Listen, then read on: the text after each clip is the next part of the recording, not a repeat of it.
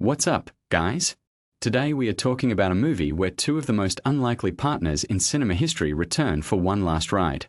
One is a Hong Kong supercop who can take down 12 guys with a ladder. The other is a loudmouth lap detective who talks faster than he thinks. And together, they are going to Paris to face the Triads, a secret list, and one very angry taxi driver. This is Rush Hour 3 from 2007, the messy, over-the-top, surprisingly personal finale to one of the best buddy comedy franchises ever made. Is it as good as the first two? Nope. Is it still ridiculously entertaining? Absolutely. Before we hit the streets of Paris, do me a favor, hit that subscribe button. Because on this channel, we never leave a partner behind. Stick around, because I'm about to break down why this movie is a guilty pleasure you need to rewatch. Let me set the stage. It's been 3 years since the events of Rush Hour 2. A lot has changed. Detective James Carter, played by the ever-energetic Chris Tucker, is no longer the hotshot lap detective we remember. He's been demoted. He's now a traffic cop, directing cars in the middle of Los Angeles. Why? The movie never really tells us, but you can guess it involves talking too much or shooting something he shouldn't have. Carter is miserable. He misses the action. He misses his partner. Meanwhile, Chief Inspector Lee, Jackie Chan, doing what he does best, is now the head of security for Chinese Ambassador Solan Han. Lee takes his job seriously. He stands tall, he looks sharp, and he protects the ambassador with his life. Ambassador Han is about to give a speech at the World Criminal Court in Los Angeles. He plans to reveal the identity of a semi-mythical figure known as Shai Shen, the secret leader of the Triads, the most powerful crime syndicate in China. This is huge. If Han exposes Shai Shen, the Triads could crumble. The speech begins. Han steps up to the podium. Lee is right beside him, scanning the crowd. The room is full of diplomats, security personnel, and reporters. Han starts talking about the importance of fighting organized crime. And then, a single gunshot. A sniper's bullet rips through the air. Han goes down. The crowd screams. Chaos erupts. Lee reacts instantly. He spots the shooter on a balcony. He sprints after him. And this is where the movie gives us the first classic Jackie Chan chase sequence. Lee runs through the courthouse, jumps over railings, slides down banisters. He corners the assassin on a rooftop. The assassin turns around. Lee freezes. It's Kenji. Kenji, played by the brilliant Hiroyuki Sanada, is Lee's childhood foster brother. They grew up together in an orphanage in China. Lee got adopted. He got a life. He became a cop. Kenji was left behind on the streets. He became a criminal. And now, he works for the Triads. Lee hesitates. He cannot believe what he is seeing. That moment of hesitation is all Kenji needs. He escapes. Just then, Carter arrives on the scene. He heard about the shooting over the police radio and rushed over. He sees Lee standing there, frozen. What happened? Carter asks. Lee doesn't answer. He is shaken to his core. Ambassador Han survives the assassination attempt, but he is in critical condition. Han's daughter, Se-young, played by Zhong Jingchu, arrives at the hospital. She is terrified. She begs Lee and Carter to find whoever did this. Lee makes a promise. He will find the shooter. He will bring him to justice. He doesn't tell Se-young that the shooter is his own foster brother. Se-young remembers something. Before the speech, her father gave her an envelope. He told her, "If anything ever happens to me, give this to Lee." But when Lee and Carter go to the local kung fu studio where Se-young was staying, they discover that the Triads have already been there. They took the envelope. Lee and Carter are back to square one. They return to the hospital. And just in time, a group of French-speaking Chinese assassins infiltrate the building, trying to finish the job. Lee and Carter fight them off in a classic hallway brawl. Lee uses a gurney, a defibrillator, and a fire extinguisher. Carter uses his mouth, talking the assassins into confusion long enough for Lee to knock them out. They capture one of them alive. Now they need to interrogate him. But there is a problem.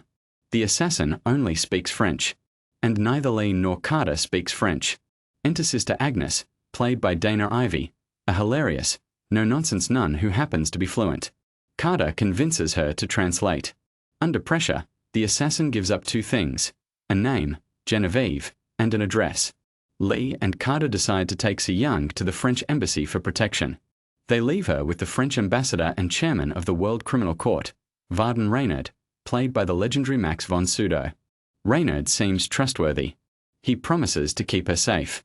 But no sooner do Lee and Carter leave than a car bomb explodes outside the embassy. Reynard and Si-young barely survive. Someone is trying to silence everyone connected to the Shai-Shen investigation. Lee and Carter realize they have to go to Paris. The address they got from the assassin is in Paris. They fly to the City of Light. Paris, the most romantic city in the world. And Lee and Carter are about to have the worst vacation ever. They find the address. It leads them to an underground nightclub, a seedy, neon-lit titty bar. They walk in, completely out of their element. And then they are arrested by Parisian police. Commissaire Revy, played by Roman Polanski in a bizarre cameo, interrogates them. Revy is brutal. He beats them with books to force a confession. Lee and Carter stick to their story. They are just tourists on vacation. Revy doesn't believe them, but he eventually lets them go. Now they are on the streets of Paris, with no leads and no allies. Enter George, played by Yvonne Adel. George is a taxi driver, and he hates Americans. He rants about Vietnam, Iraq, and everything America has ever done wrong. Carter, of course, argues back, but they need a ride. So they force George to drive them to the Triad hideout.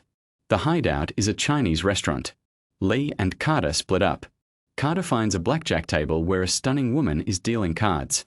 Her name is Genevieve, played by Noé Millanor. She is the woman the assassin mentioned. She is Han's informant, and she holds the key to the entire mystery. Meanwhile, Lee is ambushed by a beautiful Triad assassin named Jasmine, played by Yuki Kudo. Jasmine pretends to have information about Shai-Shen. Lee falls for it. She nearly kills him. But Carter shows up just in time to save him. They escape, jump into George's cab, and a high-speed chase erupts through the streets of Paris. George, despite his hatred for Americans, is an incredible driver. He weaves through traffic, jumps curbs, and narrowly avoids disaster after disaster. They escape the Triads, for now. But Lee and Carter are captured by Kenji's men. Kenji confronts Lee. He offers him a deal: leave Paris, and he will let them live. Lee refuses. He wants answers. He wants to know why his foster brother became a killer. A short struggle ensues, and Lee and Carter escape again. Back at their hotel, Lee finally opens up to Carter. He reveals his painful history with Kenji. They grew up together at an orphanage. Lee was adopted by a loving family. Kenji was not. He was left behind. He fell in with the wrong crowd. He became a Triad assassin. Lee blames himself. He feels guilty for abandoning his brother. Carter tries to comfort him. He's not your brother, Carter says. He's a criminal. But Lee shakes his head. You and I are also not brothers, Lee says. Carter is hurt. He walks out. But Carter doesn't go far. He spots Genevieve on the street and follows her. Meanwhile, Reynard, the French ambassador, meets with Lee. He reveals the truth about Shai-Shen. It's not a person. It's a list. A list of the 3 Triad leaders, the Dragon Heads. And Genevieve is the one who has access to that list. She is Han's informant. The Triads want her dead because the names of their leaders are tattooed on the back of her head. Ancient Triad tradition dictates that once the Shai-Shen list is circulated, the woman carrying it must be beheaded. Genevieve reached out to Han because she believed the World Criminal Court could protect her. Lee finds Genevieve with Carter. They save her from another assassination attempt. They flee in George's cab. George, who has now developed a bizarre admiration for Americans, he even says he wants to know what it feels like to kill someone for no reason, takes them to his home. At George's house, Genevieve reveals everything: the list, the tattoos, the Triad leaders. Lee and Carter now have all the pieces. They need to get Genevieve to Reynard so she can testify. They bring Genevieve to Reynard. But it's a trap. Reynard pulls out a gun. He orders his men to kill her. He has been working with the Triads the entire time. He was never on their side.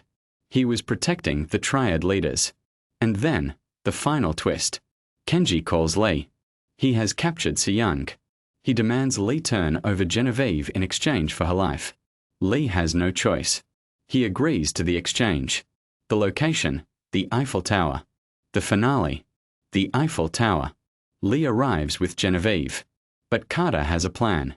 He disguises himself as Genevieve. Wig, dress, the whole thing. Kenji is fooled. The exchange begins.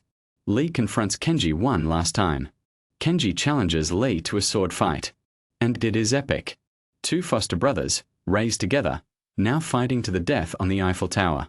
They duel across beams, platforms, and safety nets. The net breaks. Both men fall. Lee grabs the net. Kenji grabs Lee's hand. Lee tries to pull him up. But Kenji lets go. He falls. He dies. Lee screams. He has lost his brother all over again. Meanwhile, Carter saves Se-young. She is hanging off the edge of the tower. Carter pulls her to safety. Jasmine attacks him. They fight. Jasmine is killed after getting stuck in an elevator wheel. Carter and Se-young escape. Lee, Carter, Se-young, and Genevieve regroup. They are about to leave when Reynard confronts them. He threatens to kill Genevieve and frame Lee and Carter for her murder. He raises his gun. And then, a gunshot. Reynard falls. George is standing behind him, smoking gun in hand. The French taxi driver who hated Americans just saved the day. The police arrive. Commissaire Revy tries to take credit for everything. Lee and Carter knock him out. They walk away. And then, the victory dance. Carter breaks into an absurd, joyful dance. Lee reluctantly joins in. They walk off into the Paris night, partners forever. The end. So what is the takeaway? Rush Hour 3 is not a perfect movie. The plot is convoluted. The villain twist is predictable. The chemistry between Chan and Tucker feels slightly off compared to the first two films. But it is still fun. It is still Jackie Chan doing incredible martial arts. It is still Chris Tucker talking a mile a minute. And it is still a buddy comedy that knows exactly what it is. A ridiculous, over-the-top, action-packed ride. The Eiffel Tower sword fight is worth the price of admission alone. The car chase through Paris is beautifully shot. And the emotional core, Lee's relationship with Kenji, gives the movie a surprising depth. Lee's final line, as he watches Kenji fall, is heartbreaking. He lost his brother twice, once to the streets and once to his own choices. Is Rush Hour 3 the best in the franchise? No. That honor belongs to the first two. But is it a worthy finale? Absolutely. It gives us one last adventure with Lee and Carter. One last chance to see them argue, fight, and save the day. And that is enough. So here is my question for you in the comments. Which Rush Hour movie is your favorite? 1, 2, or 3? And would you trust George the taxi driver with your life? Let me know. If you enjoyed this recap, smash that like button. Subscribe for more deep dives into action comedy classics. And I will see you in the next video, where we talk about why Shanghai Noon is basically Rush Hour but with cowboys. Peace.